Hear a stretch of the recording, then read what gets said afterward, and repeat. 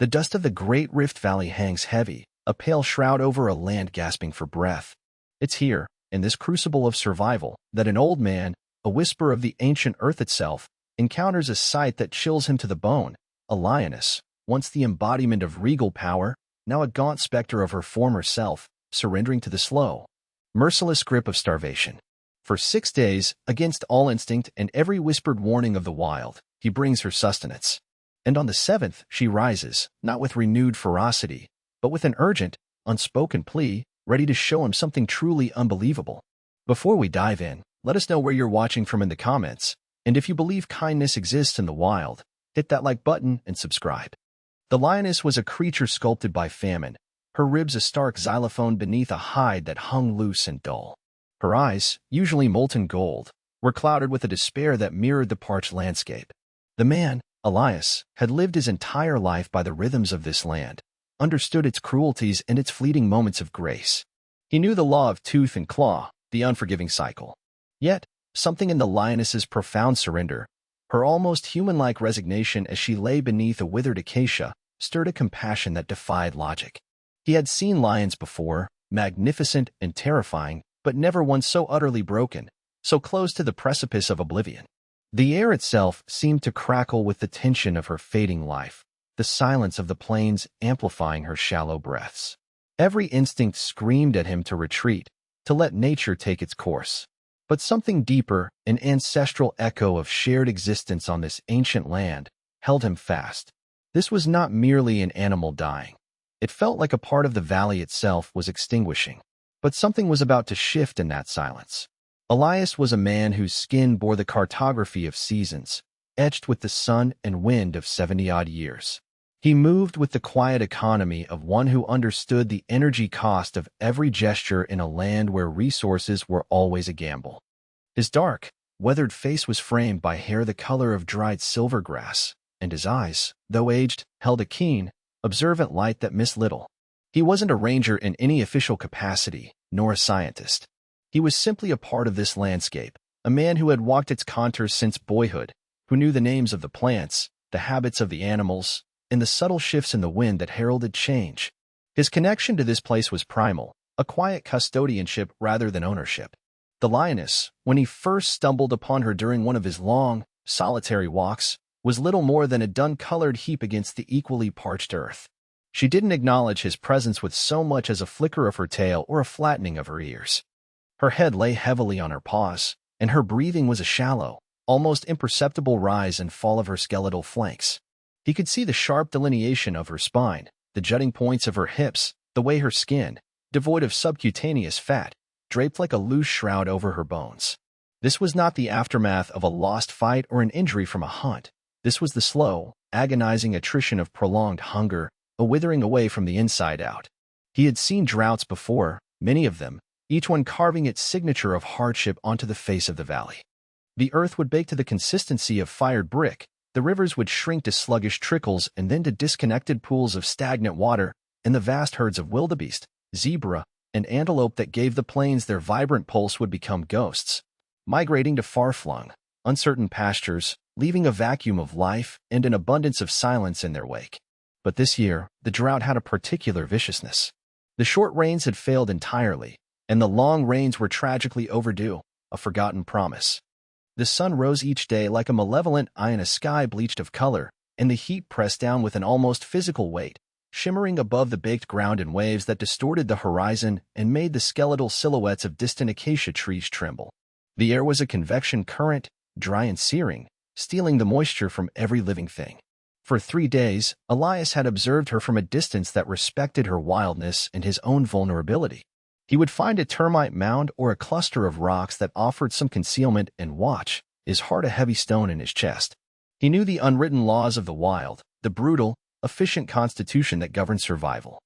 Intervention was a fraught concept, often dangerous for the intervener and frequently futile for the recipient, sometimes even causing unforeseen disruptions in the delicate ecological web. Yet, the image of her slow, solitary fading haunted his waking hours and infiltrated his dreams. He saw not just a dying animal, but a symbol of the land's suffering.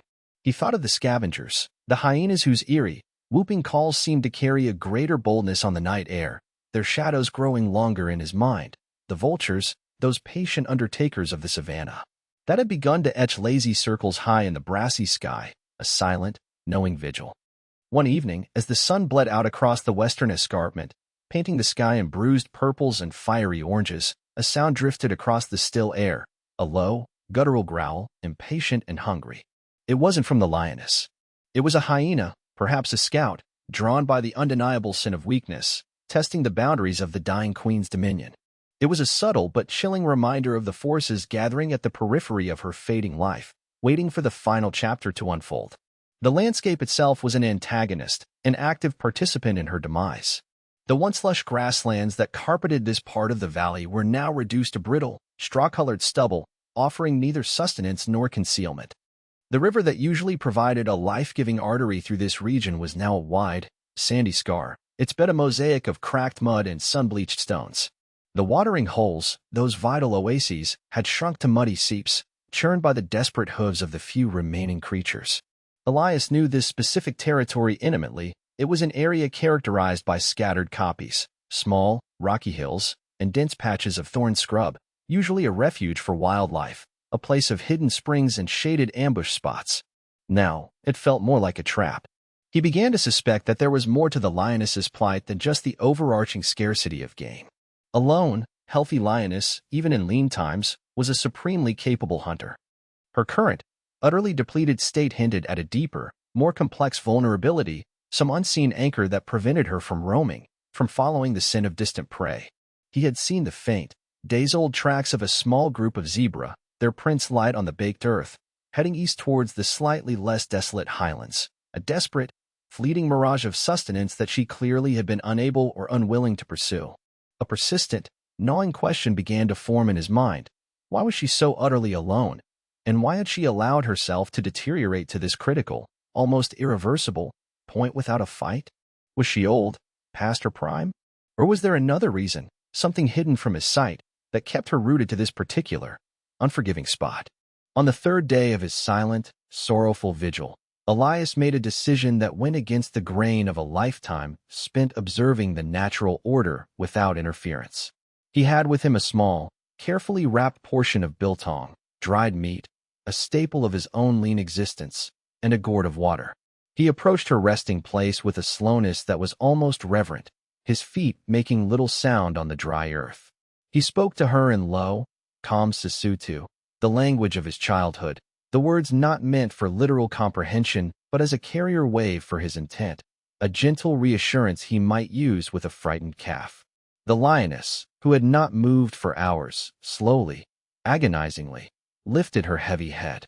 Her ears swiveled, just slightly, towards him. Her amber eyes, for the first time since he'd found her, seemed to focus on him, and in their clouded depths, he saw not aggression, but a flicker of something unreadable, perhaps a dawning awareness. Perhaps just the last spark of life responding to an unexpected stimulus. He stopped a good 20 paces from her, placed the strips of dried meat on a flat rock, and then retreated to his observation point. Hours passed. The sun climbed, arced, and began its descent. When Elias cautiously returned as dusk began to cool the air, the meat was gone. This was the first catalyst, not yet of rescue, but of a fragile, almost unbelievable truce. He repeated the offering the next day, and the day after that. Each time, he edged the offering a fraction closer to where she lay. Each time, she waited for him to retreat a significant distance before, with what looked like excruciating effort, she would drag her emaciated body towards the unexpected sustenance. He saw the violent tremors that shook her limbs, the sheer, monumental effort it took for her to rise and cover even a few feet. He was no longer just an observer. He had become a participant in her struggle, an unlikely purveyor of fleeting hope. He was not just feeding a starving predator, a creature that, in its prime, would have viewed him as either prey or a threat. He was witnessing a primal battle against the slow creep of oblivion, and in some small, inexplicable way, he had become an ally. The initial mysteries surrounding her condition, her profound stillness, her uncharacteristic lack of aggression, were now compounded by this strange, silent acceptance of his presence and his gifts. She remained a wild queen, though her kingdom had shrunk to this patch of dust and her power was reduced to the faintest spark. Yet something in her gaze, when it occasionally met his, held a flicker of that indomitable spirit, a spark that his offerings seemed to fan, however feebly. He found himself scrutinizing her more closely, looking for any subtle sign, any clue to her deeper predicament. He noticed, with growing certainty, that her gaze would often drift, almost longingly, towards a particularly dense, impenetrable thicket of acacia and combretum bushes, a tangled, thorny sanctuary some 50 yards from where she usually lay. It was a fleeting, almost imperceptible shift of her attention, but it lodged itself in his mind as a potential key. For 6 full days, the extraordinary ritual continued. Elias, his own spare frame growing leaner with the effort of his daily treks and the sharing of his meager provisions, and the lioness, the skeletal queen, accepting his offerings with a quiet, solemn dignity that felt almost regal despite her desperate state. The drought maintained its relentless, suffocating siege upon the land. The sun beat down with unyielding ferocity, and the nights brought a deceptive coolness that did little to replenish the parched earth or the spirits of its inhabitants. Other creatures, driven by their own desperation for water and sustenance, sometimes passed at a distance, a nervous family of warthogs, their snouts diligently rooting in the barren soil for non-existent tubers, a solitary, fleet-footed jackal, its eyes gleaming warily in the twilight. The vultures, however, remained a constant, ominous punctuation in the vast, empty sky, their circles sometimes tightening, a grim reminder of the stakes. Elias felt the physical toll of his daily journeys under the brutal sun, the emotional weight of this silent, intense communion. He was acutely, constantly aware of the inherent danger. This was, after all, Panthera leo, one of the apex predators of the continent, a creature of immense power and unpredictable instinct, however weakened she appeared. A wrong move, a misjudged approach, a misinterpretation of her subtle cues, could have swift and fatal consequences. He observed the minute shifts in her demeanor with the focus of a scholar studying a sacred text. The dull film over her eyes was slowly, almost imperceptibly, receding, being replaced by a more focused, though still profoundly weary, awareness. She would sometimes follow his movements with her gaze as he approached with his offering, and then as he retreated, a silent, unblinking acknowledgement that seemed to transcend the vast chasm between man and beast. His investigation into her true state was an unspoken dialogue, a puzzle he pieced together from fragments of observation. He would meticulously scan the area around her resting spot, searching for tracks, for spoor, for any sign that might explain her self-imposed confinement to this small radius. The ground was too baked by the sun, too scoured by the dry wind, to offer clear prints beyond the immediate vicinity of where she lay. The dense thicket towards which her gaze so often strayed remained an enigma. Was it merely a refuge from the relentless sun? Or did it hold something more precious, something she was guarding with the last vestiges of her strength? He had considered the possibility of a debilitating injury, a broken limb, a deep wound from a buffalo horn or a poacher's snare, but her movements, though characterized by an almost overwhelming weakness, didn't definitively suggest a localized trauma. It was a profound, all-encompassing lethargy, the kind that stemmed from systemic starvation and the slow shutdown of bodily functions. There were moments of near despair for Elias. On the 4th day of his ministrations, she had seemed noticeably weaker than the day before, despite the small amounts of food he had provided. He found himself wrestling with a terrible fear that his efforts were merely prolonging her suffering, a futile and perhaps even cruel gesture against an overwhelming, inevitable tide. He sat for a long time that day, concealed behind a crumbling termite mound some distance away, watching her shallow, infrequent breaths, his heart heavy with a sense of profound helplessness. Then, on the 5th day, there was a subtle but significant change. When he arrived, she lifted her head and met his gaze with a new intensity, a flicker of the wild, untamed spirit he had thought all but extinguished. It was as if some inner resolve, some deep wellspring of will, had been rekindled by the small but consistent sustenance he provided. The primary antagonist, starvation, remained an ever-present specter, its grim signature etched into her every wasted sinew, the hollows beneath her eyes, the way her parched skin draped loosely over her prominent bones. But now, a new, subtle tension, a thread of unspoken communication, began to weave itself into their strange, silent relationship. On the morning of the 6th day, as he approached her usual spot, she made a sound, a low, guttural rumble that vibrated deep in her chest. It wasn't the sharp, warning growl of aggression he would have expected from a healthy lion confronted by a human, but something else, something he couldn't quite decipher, a a sound that seemed to carry an almost unbearable weight of urgency and, perhaps, a nascent plea. He paused, his senses on high alert, then slowly continued, placing the food on the now familiar rock. As he began his customary retreat, she did something unprecedented. She rose to her feet, unsteadily, her legs trembling violently, but with more purpose, more deliberate intent than he had witnessed in all the preceding days. She consumed the meat quickly, then turned, not to settle back into her shaded hollow, but to look directly at him. She took a few hesitant, painful steps towards the dense, tangled thicket, then paused, looking back over her shoulder, that same low, urgent rumble vibrating in the still, hot air. It was no longer just a glance, it was a clear, unmistakable invitation, an unambiguous summons. The hook was irrevocably set. The 6 days of shared vulnerability, of sustenance offered and accepted across an almost unimaginable divide, had culminated in this single, electrifying moment. The lioness, the starving queen of this desolate patch of earth, was about to lead.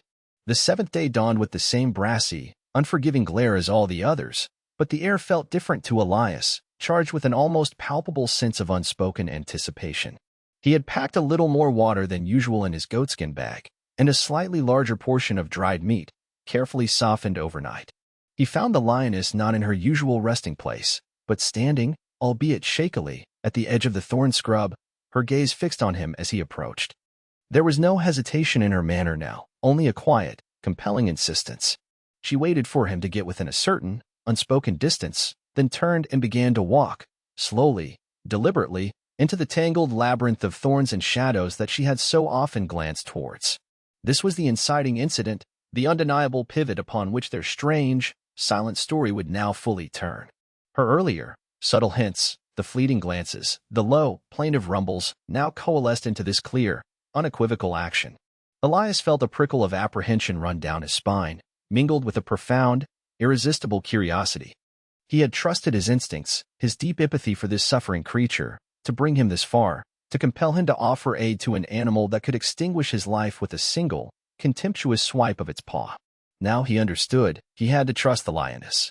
His initial reaction was one of heightened caution. He followed at a respectful distance, his senses stretched to their utmost limit, his eyes constantly scanning the dense undergrowth for any sign of hidden dangers, for any clue as to what lay ahead. The lioness moved with a painful slowness, each step appearing to cost her an immense effort, yet there was an undeniable, almost regal determination in her emaciated carriage. It was as if she was drawing upon some hidden, final reserve of strength, fueled by a purpose that transcended her profound physical weakness. The first minor conflict presented itself immediately in the form of the terrain. The thicket was far denser and more treacherous than it had appeared from a distance, a chaotic, interwoven mesh of long-thorned acacia, tenacious wait-a-bit bushes with their cruel, hooked thorns, and gnarled combretum branches that clawed at his clothes and scraped his skin. The lioness, despite her size and weakened state, navigated this thorny maze with a surprising, almost ghostly deftness, her thin body slipping through gaps that Elias, even with his wiry frame, struggled to widen or bypass. He lost sight of her for several heart-stopping moments, his heart thudding against his ribs like a trapped bird, only to catch a fleeting glimpse of her tawny hide moving ever deeper into the green-brown shadows.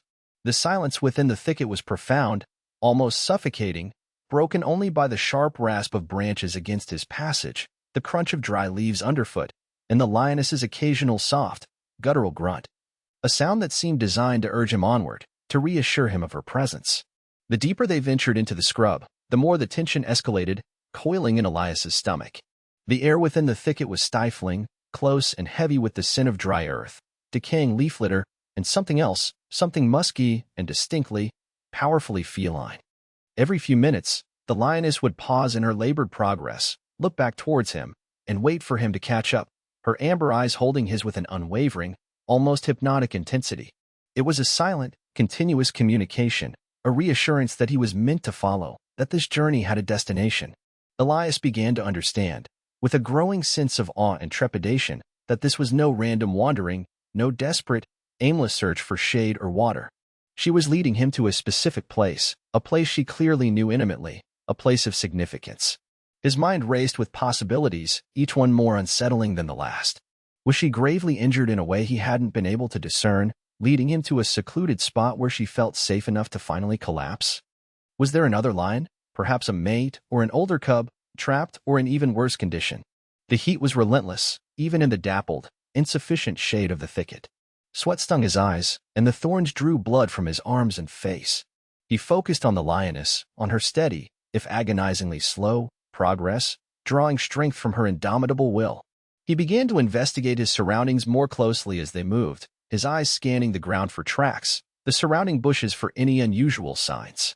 He saw no evidence of a recent kill, no drag marks, no tufts of fur that might indicate a struggle. There was only the faint, almost invisible path the lioness was following, a subtle parting of the undergrowth that perhaps only she, or another creature intimately familiar with this labyrinth, would recognize. There were small successes in their shared journey. They were undeniably making progress, moving steadily deeper into the tangled heart of the dense vegetation. But there were also moments that felt like dead ends, instances when the lioness would pause, her head raised, sniffing the air, as if uncertain of the way forward, before abruptly changing direction and finding her route again. These brief pauses frayed Elias's nerves. Was her strength finally failing her completely? Was her resolve, so fiercely held, beginning to waver under the immense strain? He spoke to her softly during these moments, uttering quiet words of encouragement in Sesotho, words he wasn't sure she understood on a literal level, but which seemed to steady his own resolve as much as they were intended to reassure her. He thought of the past 6 days, the gradual, almost imperceptible erosion of his own fear and the concurrent building of this fragile, improbable, and deeply moving trust. He had committed himself to this extraordinary path, and he would see it through to its conclusion, whatever that might be. The personal stakes deepened with every step he took into the unknown. He was far from any familiar paths now, in territory that was wild, unpredictable, and potentially hostile. If something happened to him here, if the lioness turned, or if they stumbled upon another, less benevolent inhabitant of the thicket, no one would know where to look. He was entirely reliant on the guidance of this starving predator, a creature whose ultimate motives were still, in the final analysis, a profound mystery. He felt a fleeting flash of an old memory, his grandfather, a renowned storyteller and healer, telling him tales by the firelight of the deep, unseen connections that bind all living things, of a primal language of gesture and intent that transcended the spoken word. He had always believed those stories, in an abstract, philosophical way. Now, he was living one. The lioness, too, was expending precious, irreplaceable energy she desperately needed to conserve for her own survival. Whatever she was leading him to, it had to be of paramount, life-or-death importance, something worth this immense, desperate gamble. A new, more immediate threat suddenly materialized, jolting them both. As they navigated a particularly dense section of intertwined branches and creepers, a sudden, sharp, explosive hiss erupted from the undergrowth almost at Elias's feet. He froze instantly, his blood running cold. The lioness, despite her profound weakness, spun with a speed that belied her condition, a low, menacing, warning growl rumbling deep in her chest, momentarily transforming her from a pitiable victim into a formidable guardian. A large, dark-colored monitor lizard, probably over a meter long, disturbed from its concealed sunning spot, scurried away into the deeper shadows, its passage marked by a rustle of disturbed leaves. It was a minor encounter in the grand scheme of things, but it served as a stark, visceral reminder of the other dangers that lurked, unseen, in this hidden, tangled world. The lioness visibly trembled after the brief, tense confrontation, her breath coming in ragged, shallow gasps. Elias feared she might finally collapse from the exertion and the shock. This was a significant morale dip for him. The terrifying fragility of her remaining strength was laid bare. He instinctively offered her his water skin, uncorking it and holding it out. She looked at it, then at him, her sides heaving, but made no move to drink. Her focus, her entire being, seemed consumed by the path ahead, by the urgent need to reach their destination. She pushed on, her determination a palpable, almost visible force that seemed to pull her forward. The thicket, which had seemed unending, began to thin almost imperceptibly. Through a narrow gap in the foliage, Elias could see a small, rocky outcrop ahead, a jumble of weathered granite boulders almost completely hidden from the outside by a dense curtain of tangled creepers and wild jasmine.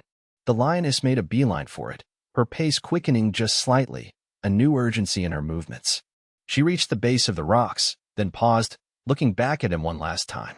It was a long, deep, searching look, one that seemed to convey a complex mixture of desperation, exhaustion, and an almost unbearable trust. Then, with a final, soft grunt, she disappeared behind the curtain of vines that draped over an opening between two large boulders. This was the undeniable hook, the final transition to the revelation he knew was imminent. He knew, with a certainty that settled deep in his bones and resonated through his very soul, that he was about to discover the ultimate reason for her inexplicable ordeal, the profound secret she had guarded so fiercely and for so long. He took a deep, steadying breath, pushed aside the heavy, rustling creepers, and stepped into the gloom beyond. The space behind the vines was not a deep cave, but rather a shallow, sheltered overhang formed by the jutting rocks, effectively shielded from the worst of the sun's glare and almost perfectly concealed from any casual external view. The air inside was noticeably cooler than the stifling heat of the thicket, but it was heavy, imbued with the strong, musky, feline scent he had noticed earlier, now more concentrated, almost overwhelming. And then, his eyes adjusting to the dim light, he saw them. Huddled together in the deepest, darkest corner of the rocky recess were three tiny, impossibly vulnerable lion cubs. They were incredibly small, their eyes barely open, appearing as mere slits in their fuzzy faces. They emitted faint, mewling cries, their fragile bodies covered in the characteristic spotted coats of very young lions, coats that blended almost perfectly with the dappled shadows in the dusty floor of their hidden nursery. This was the game-changer, the stunning, unbelievable revelation. The lioness stood over them, her gaunt, emaciated frame a protective, albeit frail, shield. She looked at Elias, and a soft, guttural sound, almost a whimper, a sound of profound maternal distress, escaped her. The mystery of her extreme starvation, her stubborn refusal to leave this small, secluded patch of scrubland despite the lack of prey, her desperate, uncharacteristic acceptance of his help, it all coalesced, with heartbreaking clarity, into this single, poignant image. She was a mother, and her cubs were dying of hunger. The pressure of the situation was immediate, crushing. The cubs were clearly in dire straits. They were terrifyingly thin, their tiny ribs visible beneath their loose fur, weaker even than their desperately weakened mother. Their small, almost soundless cries were frail and infrequent. One of the three lay ominously still, its head at an unnatural angle. Elias understood instantly and with sickening certainty. The lioness had been physically unable to hunt effectively, tethered to this hidden nursery by the overwhelming power of her maternal instinct. Her strength had slowly, inexorably ebbed away as she tried to provide for them from her own dwindling, non-existent reserves. She had grown too weak to make a substantial kill, and perhaps too fearful of leaving the vulnerable cubs alone for the extended periods necessary for a successful hunt in a land prowled by opportunistic hyenas and stealthy jackals. His daily offerings of meat had, quite literally, kept her alive, but it hadn't been nearly enough to allow her to produce the milk her young so desperately needed. He had to act fast, but he also knew he needed to be incredibly careful. The lioness, despite the extraordinary trust she had shown him by leading him here, was still a mother, possessed of powerful, primal protective instincts that could flare into deadly aggression with the slightest misstep. He had a small amount of the dried meat left, already softened with the last of his precious water, in his pouch, certainly not ideal nourishment for cubs so young, but perhaps, just perhaps, better than the nothing they were clearly getting. He moved with infinite slowness, with deliberate, cautious grace, his eyes constantly on the lioness, murmuring soft, reassuring words in Sesotho, the gentle cadence more important than the meaning. He sank carefully to his knees, avoiding any sudden or jerky movements that could be misinterpreted as a threat. The lioness watched him, her head low, her ears swiveling to track his every tiny motion, a deep, continuous rumble vibrating in her chest. It wasn't a threat, not anymore. It sounded like a profound, sorrowful plea.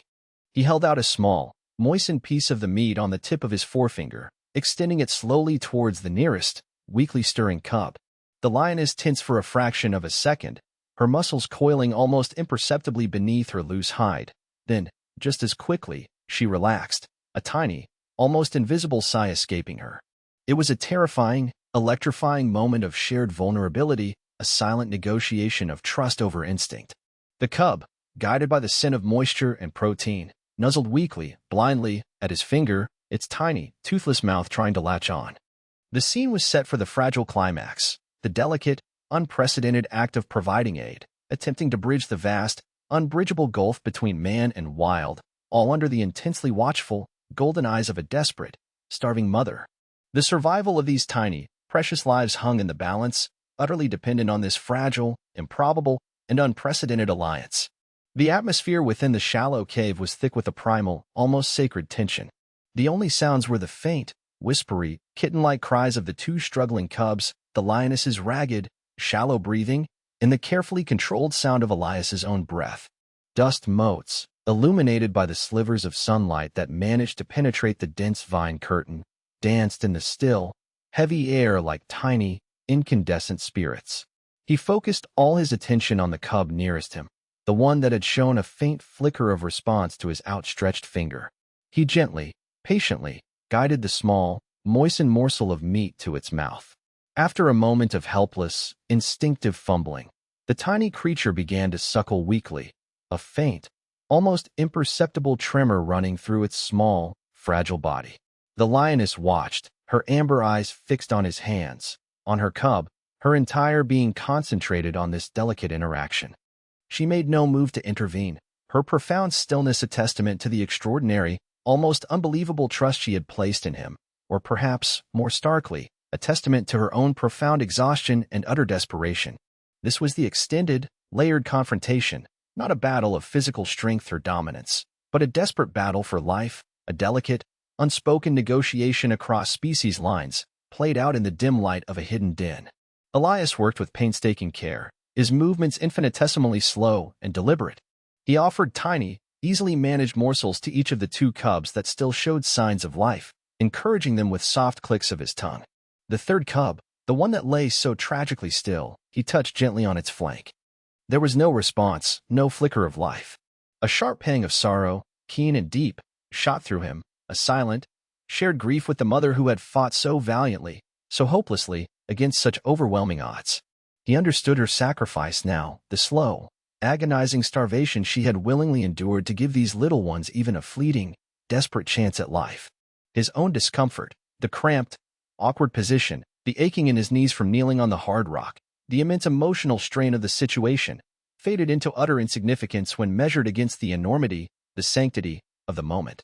He was, in this instant, a conduit of life, a temporary, human bridge over the yawning abyss of starvation.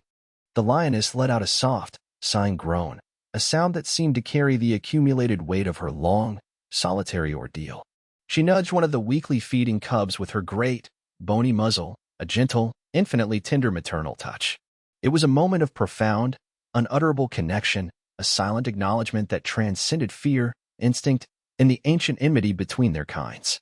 Elias felt a powerful wave of emotion wash over him, a deep sense of awe at the resilience of life, humility in the face of such raw, elemental power, and a profound, resonant compassion that seemed to vibrate in every fiber of his being.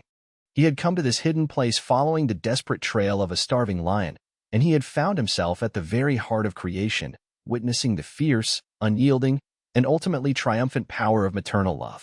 The triumph was there in each weak, determined suckle, in each tiny flicker of renewed energy in the fragile bodies of the cubs. The sacrifice was the lioness's courageous surrender of her most primal, protective instincts, allowing a human, traditionally a figure of threat, to touch her most precious, vulnerable treasures. After what felt like an eternity, but was perhaps only a matter of minutes, the two surviving cubs had taken what little nourishment they could from the softened meat. They seemed a fraction stronger, their mewling a little more vigorous, their tiny bodies less limp. The lioness, with infinite gentleness, nudged them closer to her body, her gaunt frame offering what little warmth and comfort it still possessed. She looked at Elias, a long, steady, unblinking gaze. There was no fear in it, no aggression, only a deep, fathomless weariness, and perhaps, if he dared to interpret it, something akin to a profound, silent gratitude. This was the decisive turning point. The immediate crisis for the two surviving cubs had been addressed, however temporarily. They were still incredibly fragile, their continued survival far from guaranteed in this harsh, unforgiving environment, but for now, they had received sustenance. The imminent danger of starvation for them had, for this precious moment, passed. Elias knew his small offering wasn't a permanent solution, but it was a spark of hope, a tiny beacon lit in the overwhelming darkness of their plight. The immediate aftermath was one of quiet, exhausted stillness. The cubs, nestled tightly against their mother's depleted body, had fallen into a restless, twitching sleep. The lioness lay with her heavy head resting near them, her breathing still shallow and labored, but perhaps a little more regular than before. Elias slowly, carefully, millimeter by millimeter, backed away, giving the fragile family the space they needed. He left the small remainder of the moistened meat and a little pool of water he poured from his gourd into a natural hollow in a piece of flat stone he found near the cave entrance. He knew the lioness needed sustenance herself, desperately, if she was to have any chance of producing milk for her young. He didn't speak. Words felt inadequate, intrusive, almost profane in the face of such raw, elemental drama. He just watched for a few moments more, imprinting the image indelibly on his soul, the emaciated queen and her fragile, improbable heirs hidden away in their secret, sacred nursery. As he prepared to leave the relative cool of the thicket and re-enter the full glare of the African sun, he considered his next actions. He couldn't maintain this level of direct support indefinitely. It was neither practical nor wise. The lioness needed to regain her strength, to hunt again for herself and her offspring. But for now, she and her cubs needed a sanctuary, a period of undisturbed peace, a chance to recover from their terrible ordeal. He would make the long walk to the nearest village with a working radio and alert a trusted contact at the local wildlife conservancy, someone he knew who understood the delicate, often difficult balance between non-interference and compassionate intervention when truly necessary. They could monitor the family discreetly, from a distance, perhaps provide supplementary water, or even a strategically placed carcass if the drought persisted with its current devastating ferocity, ensuring no undue human disturbance that might cause the lioness to abandon her cubs or her den. It was a small, systemic thought, a way to try and extend the circle of care beyond his own limited, individual capacity. Before he finally slipped back through the concealing curtain of vines, he looked back one last time into the dim interior of the rock shelter. The lioness had lifted her head again. Her amber eyes met his across the shadowed space. She blinked slowly, a long, deliberate, languid blink. It was a gesture he had seen domestic cats make many times, a sign of trust, of comfort, of acceptance. In this wild, starving queen, a creature born of ferocity and independence, it felt like a profound, silent acknowledgement, a thank you that echoed louder and resonated more deeply than any human speech. It was a symbolic gesture, a moment of pure, unadulterated connection between two disparate souls from vastly different worlds, united for a brief, timeless interlude by a shared understanding of life's precious, fragile, and tenacious nature. The cubs stirred beside her, and she nuzzled them gently, her agency as a mother, though tested to its absolute limits, now slowly, painstakingly reasserting itself. The healing would be a slow, arduous process, a journey back from the very brink of annihilation. Survival remained a precarious, fragile thing in these harsh, drought-stricken lands. But now, there was hope, a tangible, glowing ember of possibility in what had seemed like the cold ashes of despair. The man had fed a starving lion, and she, in an act of unprecedented trust, had shown him the very essence of her being, the fierce, tender, indomitable heart of a mother fighting for her young.